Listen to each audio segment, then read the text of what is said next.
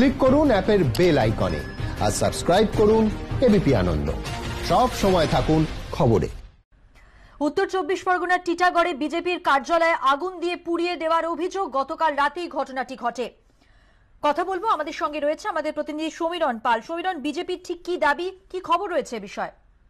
দেখো, গতকাল রাতে বাবনপুরের কয়রাপুর এলাকায় সেখানে বিজেপির একটি দলীয় কার্যালয়, সেখানে বিজেপির অভিযোগ তৃণমূল আশ্রিত দুষ্কৃতীরা গভীর রাতে ওই পার্টি অফিসে আগুন লাগিয়ে দেয় এবং সেই ঘটনার তীরে দমকলের একটি ইঞ্জিন আসে এবং একটি ইঞ্জিন এসে 8 ঘন্টার চেষ্টায় আগুন নিয়ন্ত্রণে আনে। বিজেপির তরফ থেকে স্পষ্ট অভিযোগ করা হয়েছে যে তৃণমূল আশ্রিত দুষ্কৃতীরা দলীয় কার্যালয়ে আগুন লাগিয়ে দিয়েছে।